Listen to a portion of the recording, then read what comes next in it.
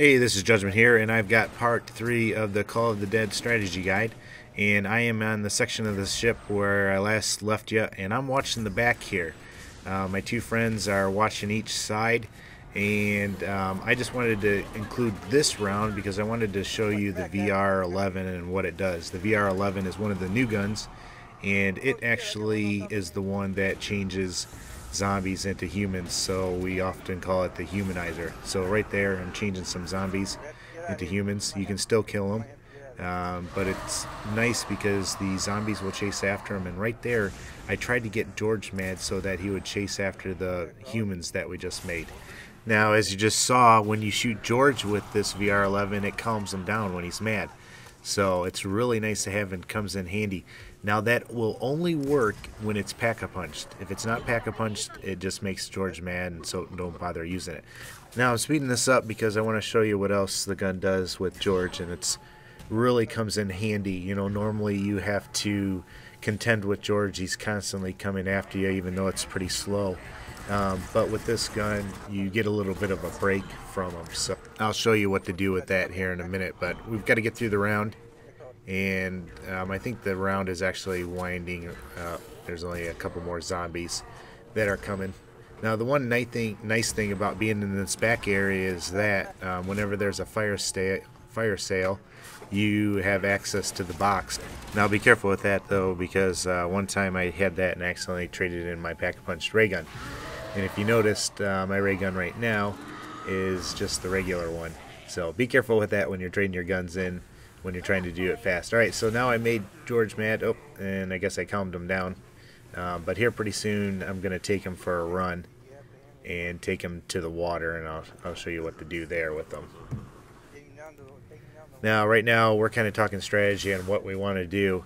Use these times wisely. You know, anytime that you have that crawler, make sure you talk about, you know, what you're going to do next, and make sure everybody's on the same page. You know, especially with games like that has monkey rounds and whatnot. We'd always talk about, okay, if we get monkeys, we're going to do this. If we don't get monkeys, we're going to do that, and we'd have everything. But there I make George mad. And if you saw right before that, I made one of those zombies into a human. Even the crawlers will become human and get their legs back. But right now I made him mad, and I'm going to take him all the way to the water. And prior to learning about the VR-11, or the VR-11 when it's pack-a-punch is the Lazarus, prior to that, we'd always have to take him into the water and then restart the round and hope he didn't get back. But this I'm going to show you as soon as he follows me. Be careful not to get too far ahead of George, otherwise he'll go back to your friends and then they get mad at you because you didn't take him away right. But anyways, alright, I'm getting him in the water, and I'm going to switch weapons here. There we go. Now when you shoot them in this area, now this only works in the water here, not in any other places, and this is where George normally starts out. But when you shoot him in the water here, if you notice, he actually goes away for a little bit. Now it's not permanent or anything, and he'll come back a round or two later. I haven't found any pattern for when he comes back. It just seems to be different, and I'm not sure if he comes back at the lighthouse or somewhere else, but it just seems like when he does come back, I seem to find him a lot at the lighthouse, so that's why I'm kind of thinking. Now, one of you guys asked about claymores and where they were. If you clear this boat that's right here and go over back in this area, you'll find claymores on the wall. And they're to my left right there. I missed them. Turn around. Come on, turn around. There they are. Alright, there's claymores, and I already have them right now. This is round 23, and double tap is back here. Now, I never get double tap just because ammo, I tend to run out of it, and I just tend to run out of it so much faster with that. Plus, with the guns I have, you know, it's not going to help me at all. I've got a ray gun and the VR-11 Lazarus. So, alright, heading back, and this is the end of round 23. And I told you at the end of the second video, this is a good area to hold. See this long alleyway? This is great because when the zombies are coming, you have a nice long area to shoot. Now I'll put claymores on each side. And actually I'm going to put more over here because more zombies come on this side.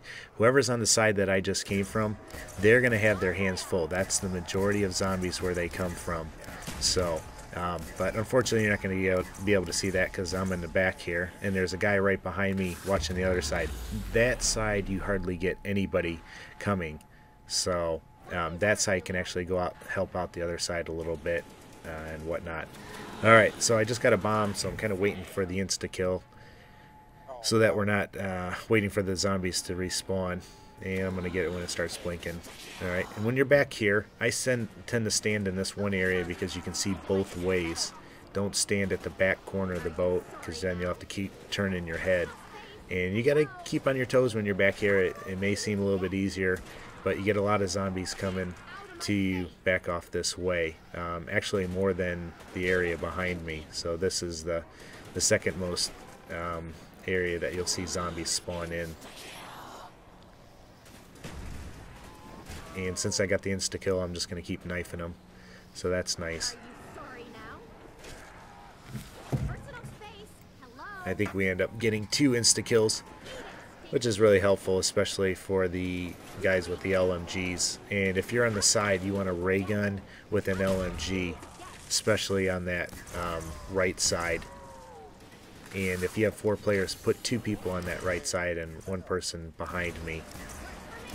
Alright, but here, even with the pack-a-punch ray gun, you're just going to be knocking their legs off a lot. And you got to be careful with crawlers and whatnot. Alright, so the guy on the right goes down, that's Babs. And I'm going to try and create some humans so the zombies chase them, and I think I missed miserably. But 2 outs picking them up, and I'm just going to help out and watch these areas. So now Babs unfortunately doesn't have any of his perks since he went down, and it's going to be really hard for him to hold that side. And this is actually our last round. But we're working on Easter eggs. I'm not working on any more gameplay as far as just gameplay for these videos. I want to do an Easter egg one and then a solo one. But let me know any questions you have. I'd be happy to answer them and tell you what I know and whatnot. And if you know something, please let me know, because there's a lot I still don't know. We're struggling with one part of the Easter egg thing for multiplayer, and hopefully we can figure that out. But there Babs goes down, and I'm going to try to get to him. It's going to get a little hairy right here, and I probably should have shot some of these zombies to get them to make them human so that the other ones would chase after him, but I don't, and I'm just trying to kill enough to get to him. And there's George, and there must have been a crawler there, and oh, did you see how close I was there? Fail, almost had him. Alright, but hey, that's it. We're almost dead, 2 outs. I'm going to crawl over here and see if I can see him. He's running for his life. But I hope you like these videos, and I hope you learned something from them. And as always, man, post some comments and let me know what you think, or let me know any ideas. And don't forget to subscribe for the next video. Alright, as always, take care and God bless, guys and gals.